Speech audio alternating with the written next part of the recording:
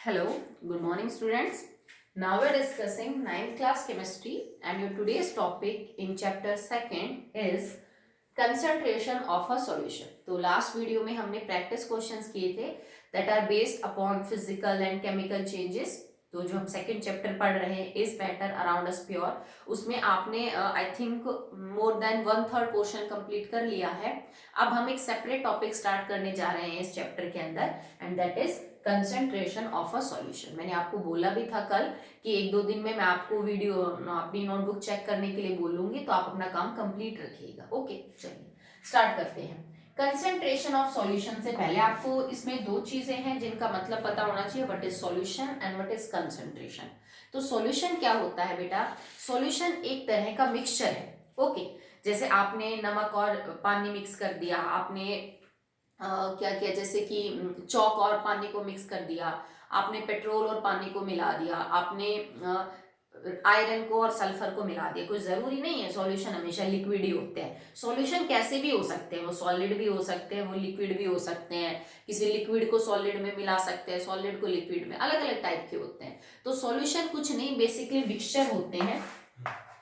इनमें किसी भी टाइप का बन सकता है. कोई सॉलिड लिक्विड में घोला जा सकता है, कोई सॉलिड सॉलिड में घोला जा सकता है, लिक्विड लिक्विड में घोला जा सकता है, लिक्विड गैस में घोली जा सकती है, गैस में लिक्विड घोला जा सकता है. मतलब बहुत सारे ऑप्शन होते हैं आपके पास. अक्सर जो तुम सॉल्यूशन देखते हो उसमें हम किसी सॉलिड चीज को लिक्विड में डिसॉल्व करते हैं, ठीक है, बट जरूरी नहीं ऐसे ही सॉल्यूशन होते हैं. तो सॉल्यूशन एक तरह के मिक्सचर होते हैं. अब अगर मैं सिलेबस की बात करूं 9th 10th 11th 12th में, तो जो सॉल्यूशन हम पढ़ेंगे वो सॉल्यूशन होंगे binary. Solution should be binary. होने को तो सॉल्यूशन कैसे भी हो सकते हैं, बट हम अपने सिलेबस की बात कर रहे हैं कि 12वीं तक हम जो पढ़ते हैं सॉल्यूशन वो बाइनरी पढ़ते हैं. तो बाइनरी का मतलब होता है बेटा दो. कंप्यूटर की लैंग्वेज भी होती है ना, 0 1 बाइनरी. तो दो का मतलब क्या है? ऐसे सॉल्यूशन जिसमें खाली दो हिस्से हैं. अब दो हिस्से क्या भाई? एक तो चीज जो आप घोल रहे हो और एक जिसमें घोल रहे हो, सीधी सी बात है, ठीक है. तो दो हिस्सों का नाम क्या है? एक का नाम होता है सॉल्यूट और एक का नाम होता है सॉल्वेंट. सॉल्वेंट होता है जिसमें घोला जाता है, जिसमें घोला जाता है, और सॉल्यूट होता है जिसको घोला जाता है, जिसको घोला जाता. ठीक है, सिंपल सी बात है कि हम उन सॉल्यूशंस के बारे में बात करेंगे जिनमें दो ही चीजें होती हैं. एक जिसको आप घोल रहे हो और दूसरी जो कि एक्चुअली में अपने अंदर घोल रहा है उस चीज को, ठीक है. तो जो घुलता है उसे सॉल्यूट बोला जाता है और जो घोलता है उसे सॉल्वेंट बोला जाता है. तो मतलब मेरे सॉल्यूशन में दो ही चीज है, एक सॉल्यूट एक सॉल्वेंट. तो वो सॉल्यूशन कैसे हैं?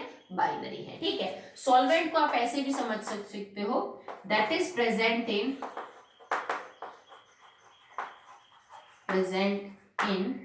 Large amount.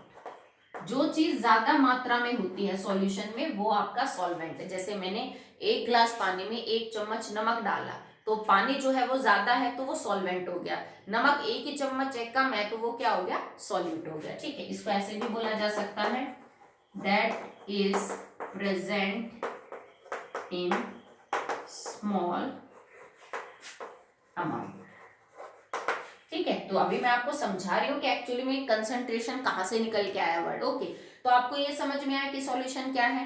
Actually these are the mixture, और जिनको हम डिस्कस करेंगे वो बाइनरी सॉल्यूशन है जिसमें एक सॉल्यूट और एक सॉल्वेंट होगा. इनकी स्टेट बेटा कुछ भी हो सकती है. आपका जो सॉल्वेंट है वो सॉलिड लिक्विड और गैस कुछ भी हो सकता है, आपका सॉल्यूट भी सॉलिड लिक्विड और गैस कुछ भी हो सकता है. ओके, अब देखिए, अब जैसे मान लीजिए मैं एक बच्चे को बोलूं कि बेटा आप नमक और पानी को घोलो, तो क्या करे? एक स्टूडेंट है जिसका मान लीजिए नाम रोहित है, उसने क्या किया? 100 ml वाटर में उसने डाल दिया 10 ग्राम NaCl, नमक जो खाने का है. एक लड़की है रिया, उसने क्या किया? उसने 200 ml वाटर में 50 ग्राम NaCl डाला, ठीक ठीक है, मैंने 2 स्टूडेंट्स को बोला कि बेटा आप NaCl और वाटर का सॉल्यूशन प्रिपेयर करिए, एक बाकी कोई इंफॉर्मेशन नहीं दी उनको, तो एक बच्चे ने 100 ml पानी में 10 ग्राम नमक डाल दिया, एक बच्चे ने 200 ml पानी में 50 ग्राम नमक डाल दिया। कहने को तो दोनों ही नमक के सॉल्यूशन है पानी में, पर दोनों में फर्क क्या है? तो फर्क से हमारा क्या मतलब है कि कितना सॉल्यूट कितने सॉल्यूशन में मौजूद है, ठीक है। So the amount of solute present in how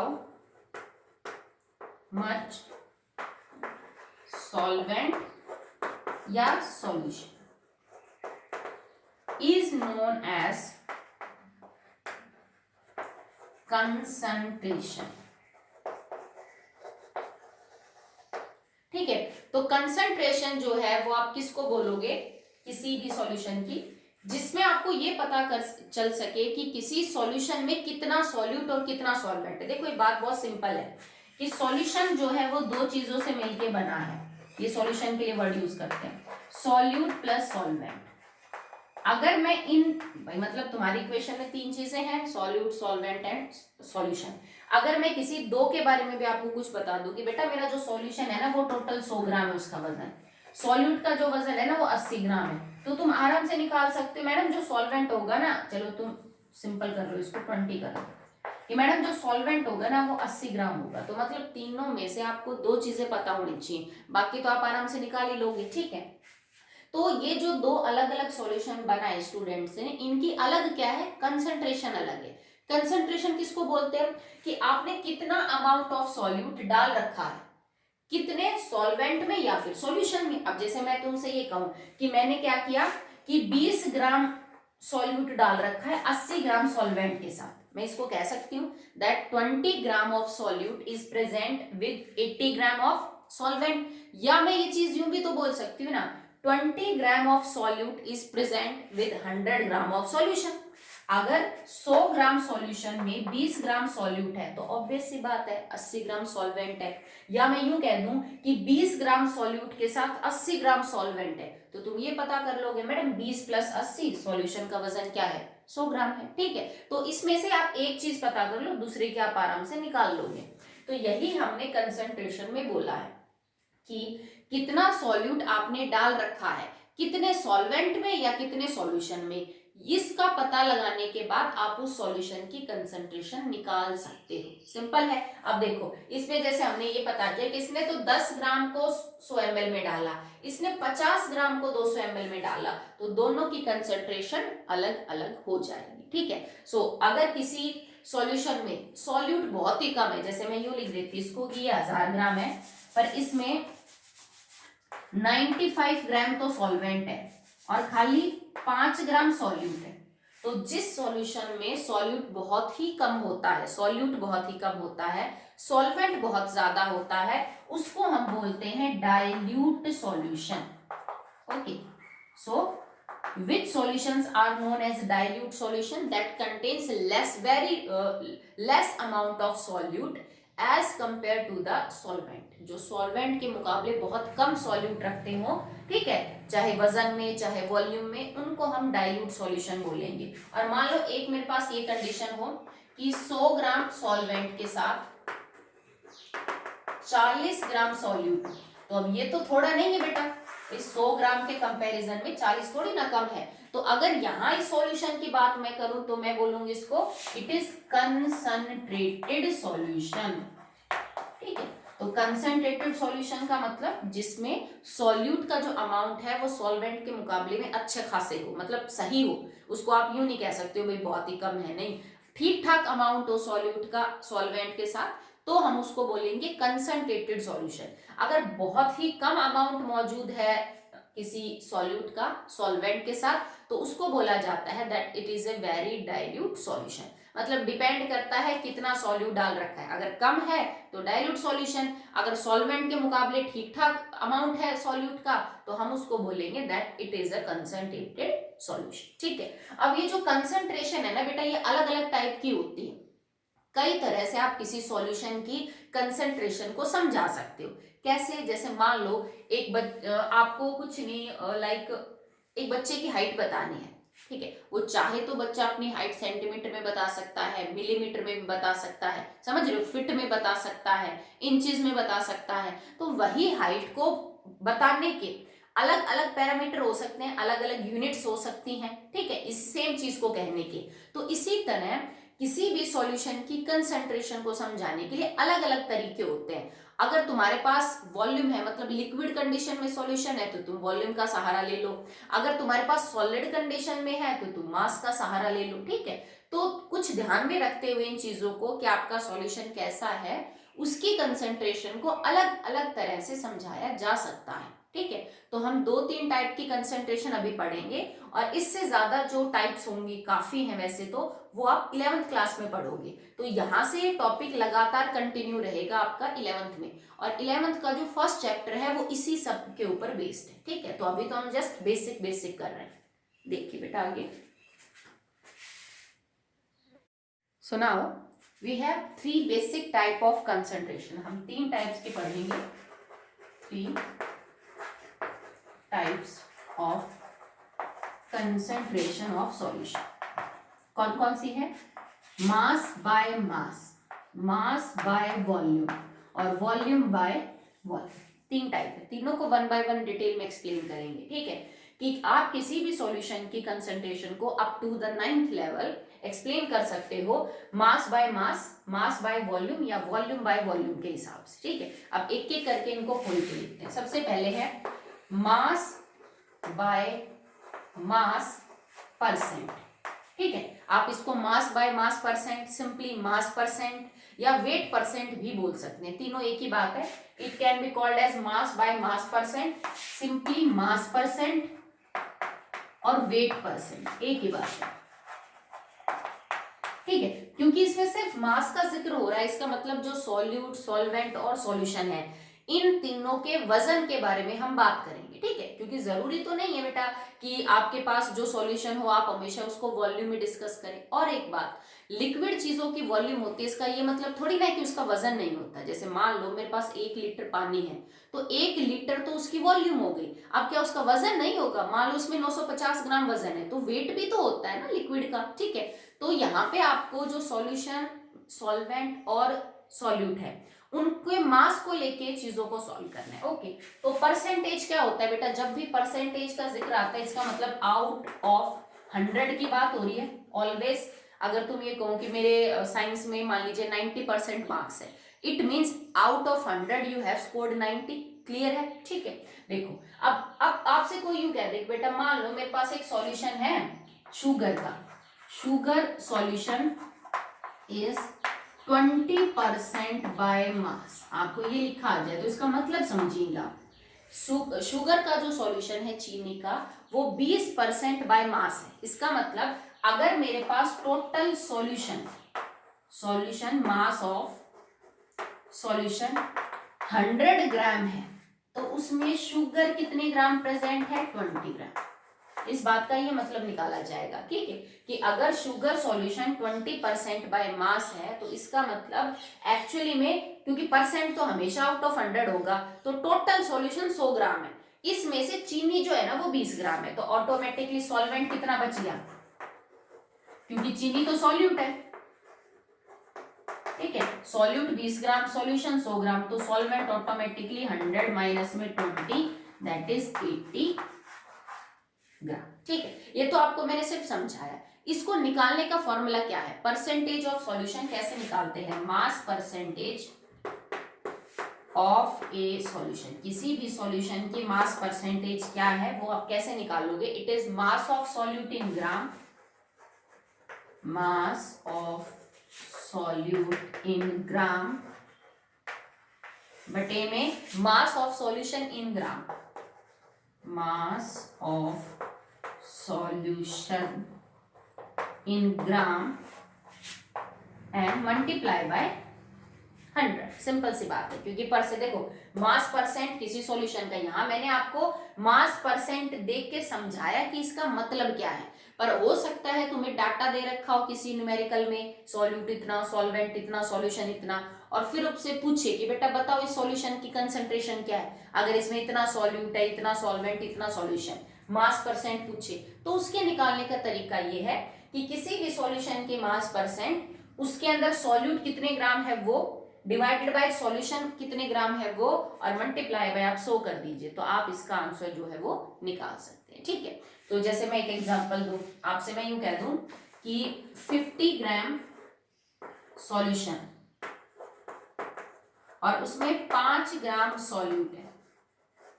ठीक है, 50 ग्राम कोई सॉल्यूशन है और उसमें 5 ग्राम सॉल्यूट है। बताओ बेटा मास परसेंट ऑफ सॉल्यूशन क्या है? तो आप क्या लिखोगे भाई, मास ऑफ सॉल्यूट कितना है ग्राम में? 5।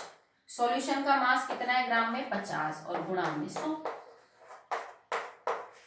That will be 10% by mass. अब खुद सोच लो, 50 में से अगर किसी बच्चे के 5 नंबर आ रहे हैं तो इसका मतलब वो 10% है। तो सेम इसी तरह अगर 50 ग्राम टोटल सॉल्यूशन का वजन है और 5 ग्राम सॉल्यूट है तो सॉल्यूट जो है वो 5% के 10% के हिसाब से है। कई बार ये करते हैं बेटा कि सॉल्यूशन का वजन पूरा नहीं देते, सॉल्यूट का वजन अलग से दे देते हैं, सॉल्वेंट का दे देते हैं। तो कुछ नहीं, आप सॉल्यूट और सॉल्वेंट को जोड़ दीजिए तो वो सॉल्यूशन का मास आ जाएगा। ठीक है, तो हमें नीचे हमेशा सॉल्यूशन का ही मास लिखना है इन द ग्राम, ऊपर हमेशा सॉल्यूट का मास लिखा जाएगा इन द ग्राम, और परसेंटेज निकालने के लिए मल्टीप्लाई बाय 100 कर दोगे। उल्टा भी पूछा जा सकता है, हो सकता है वो आपको मास परसेंटेज दे दे या मास ऑफ सॉल्यूट दे दे, ये निकलवा ले। तो बात तो सेम है बेटा, फॉर्मूले में 3 चीजें अननोन है, 1 2 3, इनमें से अगर एक भी निकलवाएगा तो बाकी 2 देगा। वो मास ऑफ सॉल्यूट निकलवाएगा तो ये और ये देगा, अगर उसको ये निकलवाना है तो वो ये दोनों देगा, अगर उसको ये चीज निकलवानी है तो वो ये दोनों देगा। तो 3 पैरामीटर अननोन है, 3 में से कोई भी 2 आपको गिवन मिलेंगे और एक आपको क्या करना पड़ेगा? निकालना पड़ेगा। ठीक है, चलिए तो आगे इसको सॉल्व करेंगे, इसके न्यूमेरिकल्स देखेंगे। उससे पहले अब हम सेकंड देख लेते हैं क्योंकि अब आपको समझ आ गया ये। ठीक है, चलो मैं 1 या 2 और करवा देती हूँ इसके, ताकि आपको थोड़ा ध्यान रहे। जैसे मानो मैंने आपसे ये बोला कि 300 ग्राम सॉल्वेंट है कोई और उसमें 30 ग्राम सॉल्यूट है। आप मास परसेंट निकालिए सॉल्यूशन का कि 300 ग्राम सॉल्वेंट और 30 ग्राम सॉल्यूट है। अब लिखा क्या आपने? मास ऑफ सॉल्यूट ऊपर 30 ग्राम, पर नीचे तो हमें सॉल्वेंट का दे रखा है, हमें लिखना किसका है? सॉल्यूशन का। तो सॉल्यूशन का वजन कितना होगा? सॉल्वेंट प्लस सॉल्यूट, तो 300 प्लस 30 330 लिखा जाएगा नीचे, 330 एंड मल्टीप्लाई बाय 100 कर लोगे सॉल्व, या आपकी मास परसेंटेज निकल के आ जाएगी। ओके, चलिए अब देखो नेक्स्ट है आपके पास, that is mass by volume. ठीक है, अब मास बाय वॉल्यूम का मतलब क्या है? अब इसमें एक कंपोनेंट आपको मास में मतलब वजन के हिसाब से लेना पड़ेगा और एक आपको लेना पड़ेगा in case of volume.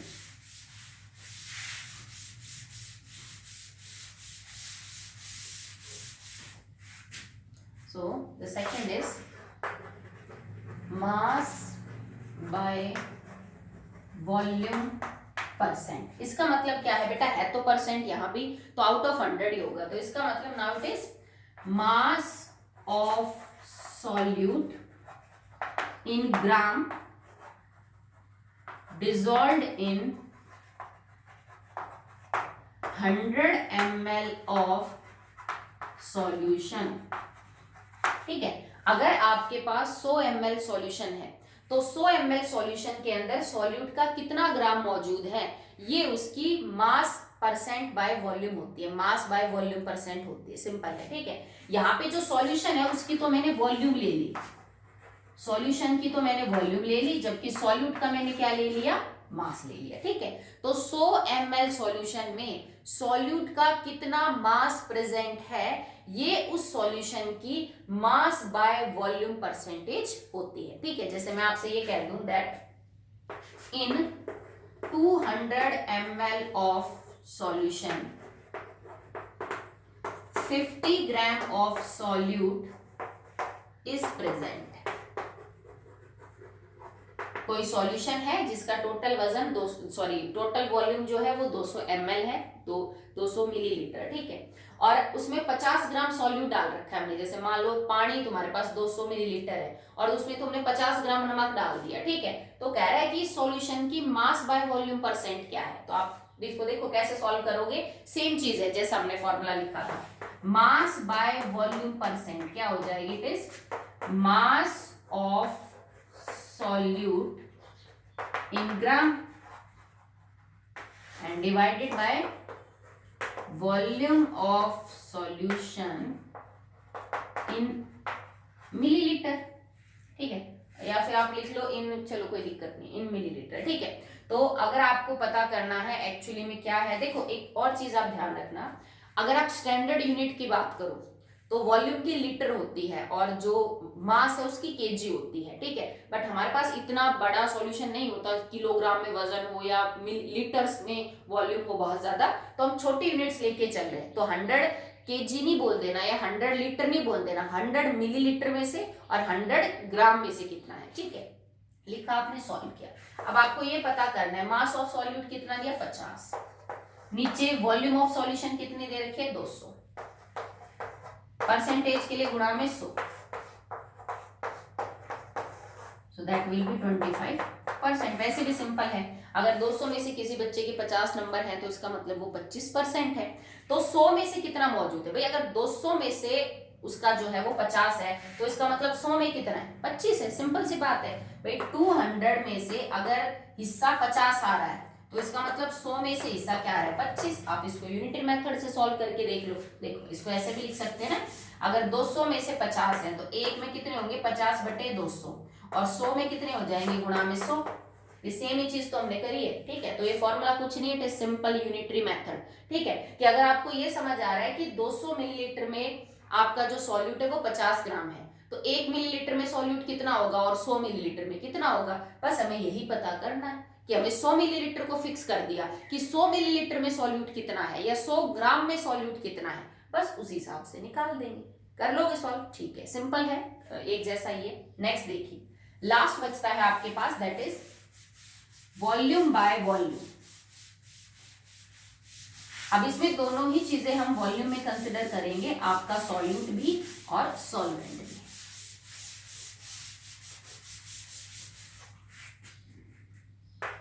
Third is volume by volume percent, ठीक है। इसको हम V by V भी बोलते हैं। सिंपल सा मतलब है कि 100 ml सॉल्यूशन में कितने ml सॉल्यूट मौजूद है, ठीक है। How much volume of solute in ml present in 100 ml of solution, कि 100 ml सॉल्यूशन के हिसाब से कितना सॉल्यूट ml में मौजूद है। तुम्हें डाटा 100 से ज्यादा का भी दिया जा सकता है और 100 से कम का भी दिया जा सकता है। कैसे लिखेंगे, volume by volume percent is equal to volume of solute in millilitre बटे में volume of solution in millilitre. Okay, so अगर मैं आपसे ये कह दूं कि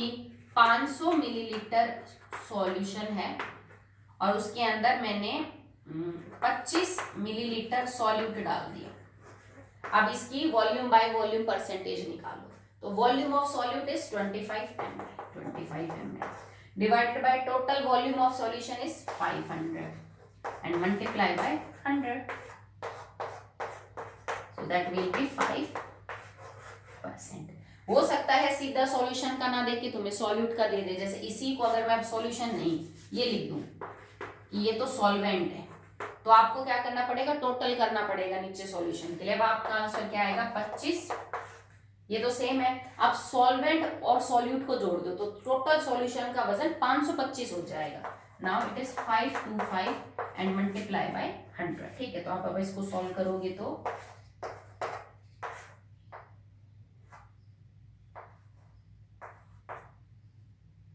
परफेक्ट कर लीजिए, इसको हो रहा है तो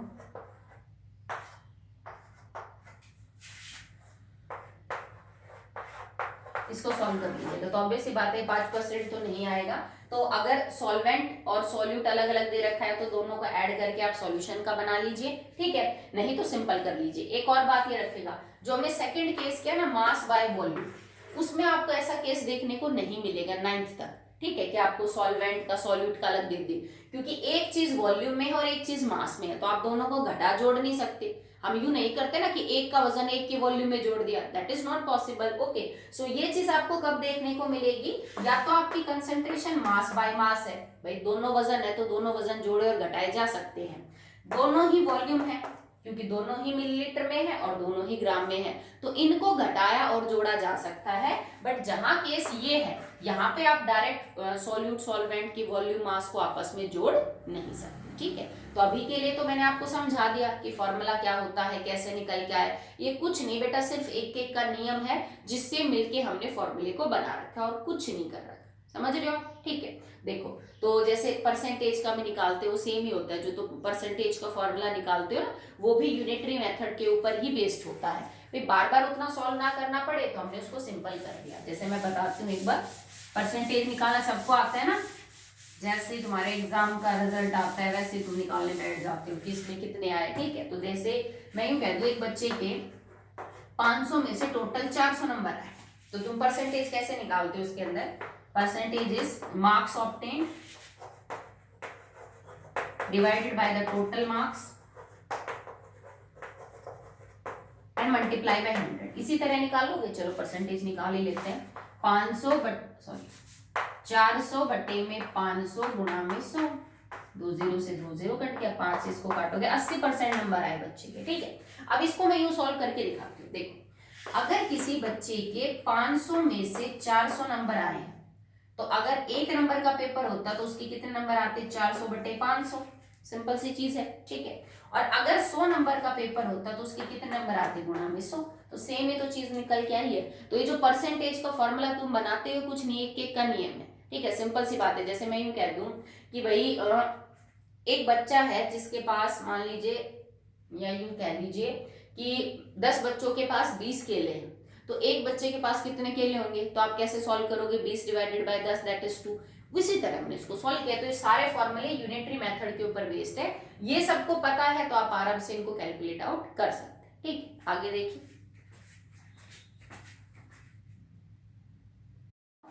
नेक्स्ट इज, जहां ये टॉपिक खत्म होता है mass by mass, volume by volume और वॉल्यूम बाय वॉल्यूम और मास बाय वॉल्यूम का टॉपिक, वहां पे 4 न्यूमेरिकल्स दे रखे हैं, आपकी बुक में सॉल्व है। ठीक है, तो आपका होमवर्क वो रहेगा कि आपको जो 4 सॉल्व एग्जाम्पल दे रखे हैं आपकी बुक में, आप वो अपने आप करके देखेंगे। मैं फिर कल इसी टॉपिक के अपनी तरफ से करवाऊंगी, क्योंकि आपकी बुक में 4 ही हैं और चारों सिंपल है, मैंने देख लिए हैं, तो आप आराम से कर सकते हो। तो आप ये 4 जो है सॉल्व एग्जाम्पल अपनी फेयर कॉपी में कर लेना। मैं कल अपनी तरफ से आपको 10-12 एग्जाम्पल करवाऊंगी जो इन्हीं तीनों फॉर्मुलेस के ऊपर क्या होंगे? बेस्ड होंगे। ठीक है, आई होप आपको बात समझ में आई होगी। ठीक है, और मैंने चैनल को सब्सक्राइब करने के लिए बेटा शायद कल भी बोला था, तो वो आपके लिए अच्छा है कि आपको जब भी वीडियो अपलोड होगी तभी पता चल जाएगा। आप अपना काम एडवांस में करके रख सकते हैं, और प्लेलिस्ट में जाएंगे तो आपको सारी वीडियोस मिल जाएंगे, आपको सर्च भी नहीं करना पड़ेगा। कोई टॉपिक रहता है, दोबारा से रिवाइज करना है, किसी फ्रेंड की हेल्प करनी है, तो आप आराम से वो चीज खोल के देख सकते हैं। Okay, that's all for the day.